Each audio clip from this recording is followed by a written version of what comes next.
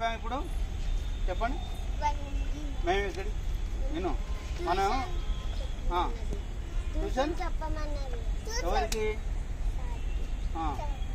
నేను ఇక్కడికి వచ్చినప్పుడు ఇక్కడ ట్యూషన్ పెడతామా అని అడిగినాను. మన పిల్లలు ట్యూషన్ పెడతా అంటే సరే మన పిల్లలు కాబట్టి పెట్టండి అని పర్మిషన్ ఇచ్చింది.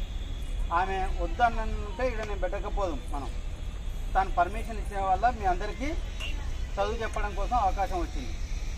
తగ్గించిన ఎందుకు అవకాశం వచ్చింది తెలుసా? ప్రభుత్వం అందరికీ విద్య, అందరికీ అవకాశాలు అని చెప్పి రైట్ ఎడ్యుకేషన్ అని ఒకటి తీసుకొచ్చింది. ఆ రైట్ ఎడ్యుకేషన్ ప్రకారంగా భారత రాజ్యాంగం రాసిన ఆర్టికల్లో 21 అని ఉంది. మనకు ఒక రాజ్యాంగం ఉంటుంది, బాబాసాహెబ్ అంబేద్కర్ రాసిన రాజ్యాంగం ఉంటుంది. ఆ రాజ్యాంగంలో ఆర్టికల్ 21 ప్రకారంగా అందరికి ఉచిత నిర్బంధ విద్య కేటాయించాలని అన్నందుకు మనం ఈరోజు అంతర్జాతీయ యువజన దినోత్సవం సందర్భంగా ఈ కార్యక్రమాన్ని నిర్వహించుకుంటున్నాం. మీరందరూ బాగా చదవాలి.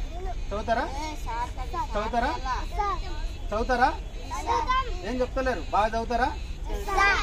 మీ స్కూల్లో ఉన్న దానికన్నా మీ స్కూల్లో ఎంతమంది ఉంటారు? ఒక్కొక్క క్లాసులో ఇప్పుడు నీ క్లాసులో ఎంతమంది ఉంటారు? 27 మంది. మీ క్లాసులో ఎంతమంది ఉంటారు? 25 మంది ఉంటారు. మీ క్లాసులో 7 మంది ఉంటారు. మీ క్లాసులో 27 మంది 25 మంది మీ క్లాసులో ఉంటారు. అందరికన్నా ఎక్కువ మార్కులు నీకు రావాలి. ఎందుకు అంటే ఇక్కడ ట్యూషన్లో ఆ సార్తో చెప్పించుకొని మనం డాన్ బాస్కో నవజీవన ఆధ్వర్యంలో ఇక్కడ ట్యూషన్ పెట్టిస్తున్నాం కాబట్టి బాగా చదివి మంచి మార్కులు వస్తున్నాయంటే ఎందుకు తనకు మంచి మార్కులు వస్తున్నాయి అంటే ఇక్కడ ట్యూషన్లో చదువుకుంటున్నందుకు మంచి మార్కులు వస్తున్నాయని ఉండాలి. ఓకేనా? మీరు అందరు కూడా ఎక్కువ మంచి మార్కులు వచ్చినాకో మిగతా పిల్లలు ఏమనుకుంటారు, నేను కూడా ఆడ పోయి ట్యూషన్లో చదువుకుంటా.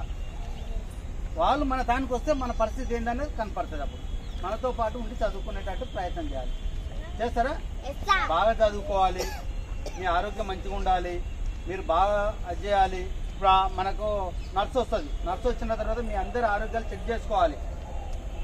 పౌష్టికాహారం తింటురా లేదా ఏంటి అనేది, మీ బీపీ షుగర్లు, మీ యొక్క మీ గోర్లు, మీ యొక్క పండ్లు కండ్లు ఏమైనా అమెర్లు ఇలాంటివి అంటారు కదా, ఇలాంటివి ఏం రాకుండా చూసుకునేటట్టు ప్రయత్నం చేసుకునేటట్టు నర్సుతో చూసుకోవాలి. మీరు నర్సు వచ్చిన తర్వాత మీ అమ్మ నాన్న మీరు అందరూ మిమ్మల్ని చెక్ చేసిన తర్వాత మీరు ఇక్కడ ఎంతమంది ఉన్నారో అంతమంది ఆ నర్సును తీసుకొని పోయి మీ అమ్మ నాన్నతో కూడా చెక్ చేయాలి. మీరే తోలుకోపోవాలి నర్సును, మేము ఉండం. ఓకేనా? అక్క ఏం చెప్పినా ఇప్పుడు నేను ఏం చెప్పినా చెప్పండి. ఇప్పుడు ఏం చెప్పినా మీ అందరూ చెక్ చేస్తుంది. చేసిన తర్వాత ఏం చేయాలి? ఎవరు తీసుకుపోవాలి? మనం కాదు, ఎవరికి వాళ్ళు. ఉదాహరణకు నీ పేరేం పేరు? శివనే ఆ నర్సుని వెంట తోలుకపోయి మీ అమ్మ నాన్న చూపించాలి. అట్లా మీరు అందరూ చూపించాలి. చూపిస్తారా? ఓకే. సార్ అనొద్దు, నన్ను అన్న అనండి. ఓకేనా? ఓకే. ఆ సార్ మాత్రం అన్నానండి, సార్ అన్న. ఓకేనా? Thank you.